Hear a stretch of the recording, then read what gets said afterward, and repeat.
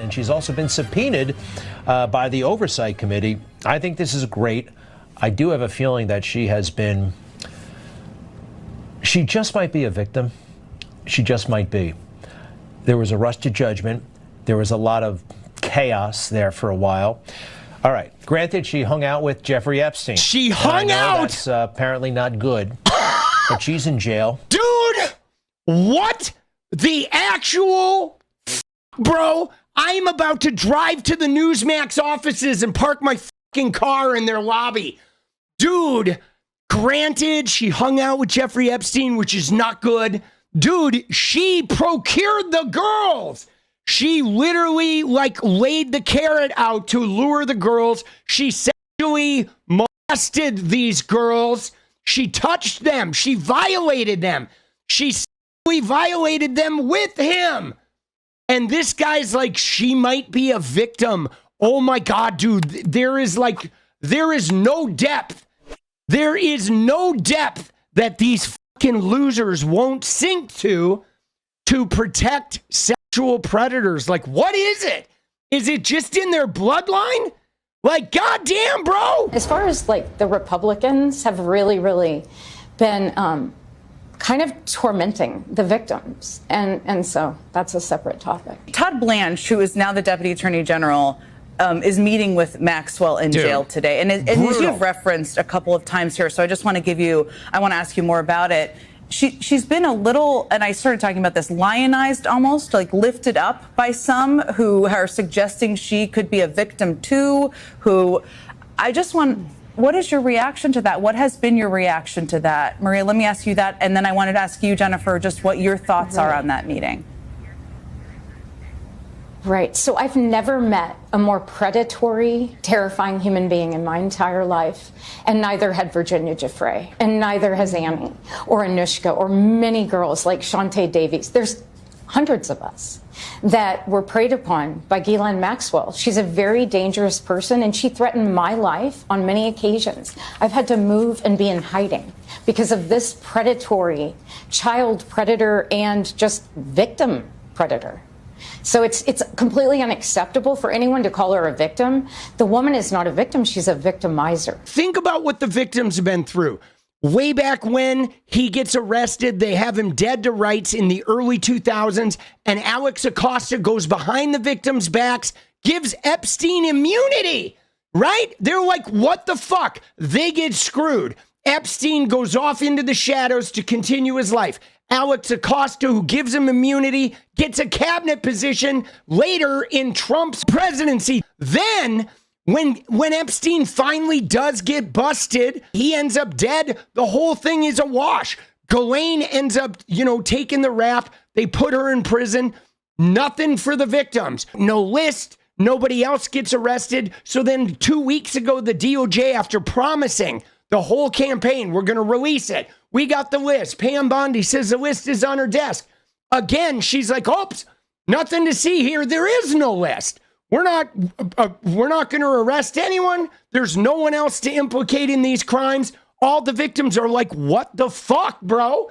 What about us? And they just keep doing it again and again and again. And now we have a bunch of Christian Republicans, that are all like, saying, oh yeah, let's let the predator, come before Congress. And where they'd be all like, oh, thank you, Ghislaine. Thank you so much. Oh yeah, right. Trump wasn't involved. No, Trump wasn't involved. Good job, Ghislaine. We're going to get you out of prison real quick. But again, dude, the Ghislaine Maxwell, she is the least trustworthy voice in this entire adventure. There is nobody less reliable than somebody in prison for 20 years. We want you to be able to tell all the aspects of your story that it's so important for people to understand. And it wasn't you didn't only go to the FBI and the police back in the 90s. You also had an interview with agents in 2006. And one of our legal correspondents, Lisa Rubin, was able to obtain the FBI's notes from that interview. I'm just showing some of them right there on the screen. There are a ton of redactions in these notes, as you can see. And I know this was some time ago. But do you remember what you spoke to them about during this interview and what details you shared with them during this interview? Yes. Yeah, so basically, I want to make it really clear because people don't understand this. My little sister was only 16, and she didn't go to the FBI in '96. I did that. And I protected my family because I didn't want anyone to know how dangerous this was. And so basically, after 1996, they literally just hung up, and I heard nothing for 10 years. And then I got a knock on the door. I was in the woods of North Carolina. And there were these two agents standing there. Dude, no way. They showed up 10 years later. Isn't that fucking crazy? She went in 96. She called NYPD. She called the FBI. Nothing, mom.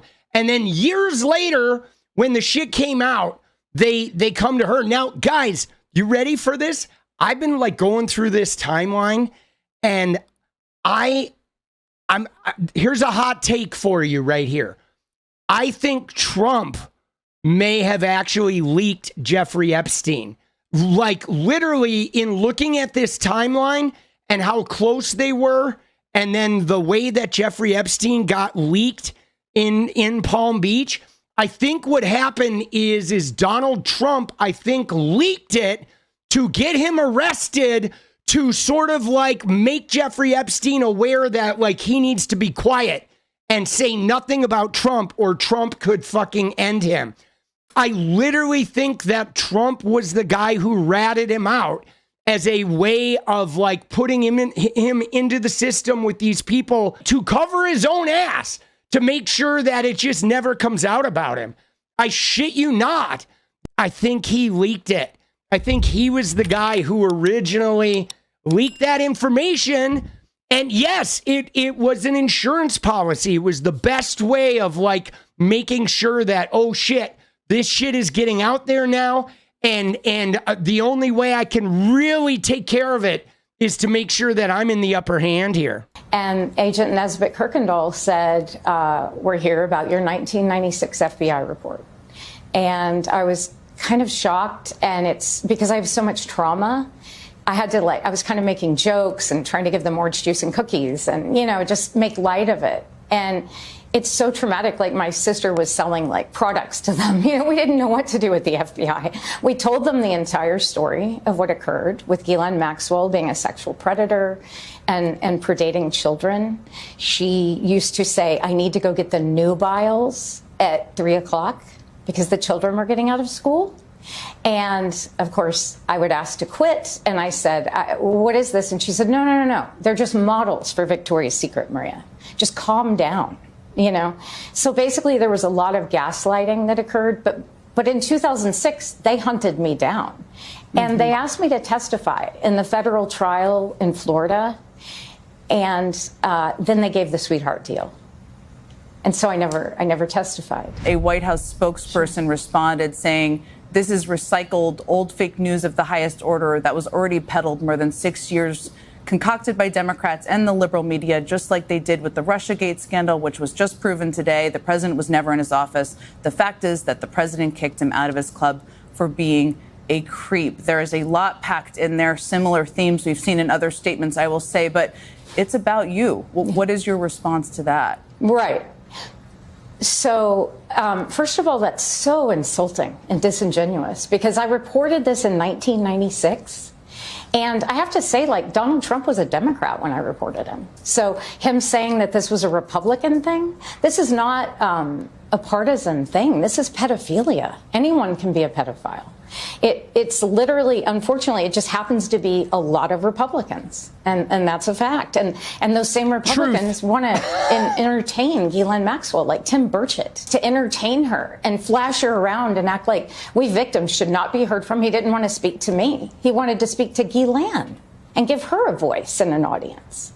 And my little sister is one of her victims, and so am I. So this is so damaging. And yes, I'm fighting 2 cancers, so I would like to be able to retire and have my FBI reports so that I can help bring accountability to everyone. It's not just me. I have the weight of all the young women on my shoulders right now. Now, let's watch the Tim Burchett comment, okay? Because I feel like this is important, because these guys are now trying to rely on Ghislaine Maxwell. Tim Burchett says the House Republicans may agree to ask DOJ to reduce the sentence of sex trafficker Ghislaine Maxwell in exchange for her testimony if they like what she has to say.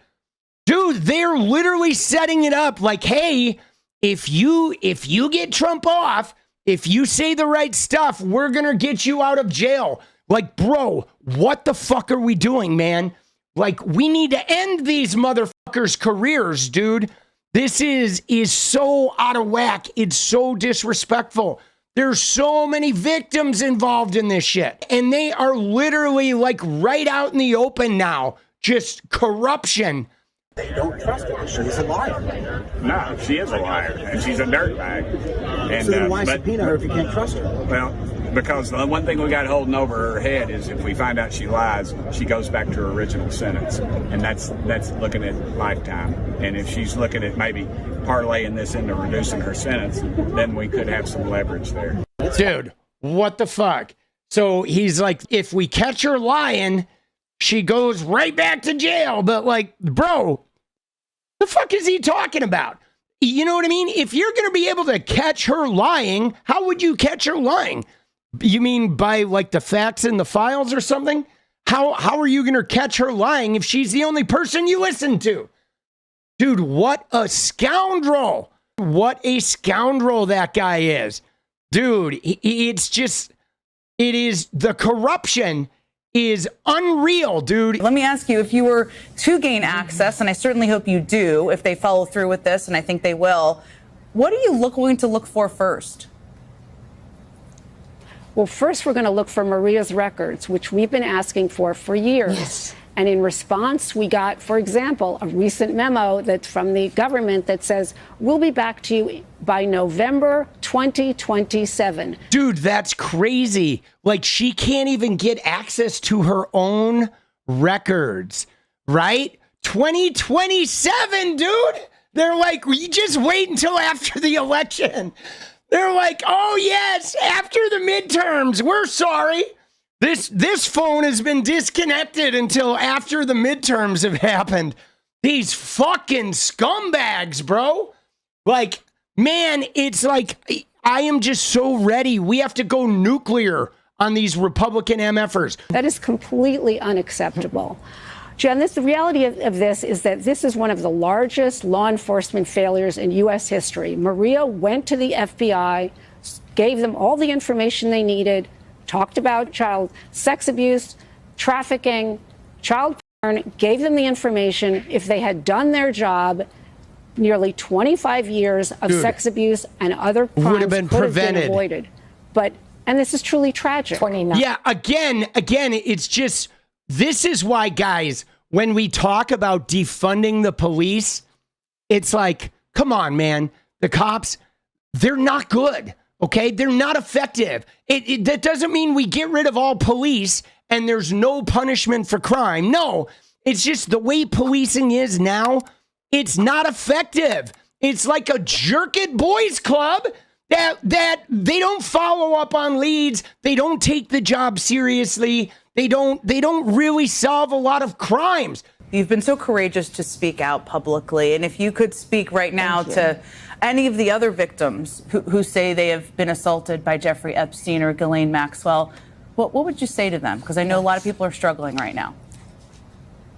Right. Well, there's a few of them I'm going to be reaching out to, and I want them to know that I love them. I'm so proud of people like Jennifer Rose and Shantae Davies and Marika and just Anushka. They're the most beautiful young girls that were harmed. And I'm much older. I'm the den mother, and I'm mad. I'm the angry, bear. And I want those girls protected.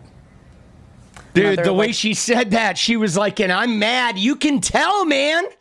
Like, dude, good for her, man. Seriously, fuck like predatory men, dude. It's just time to kneecap these motherfuckers, dude. I'm serious.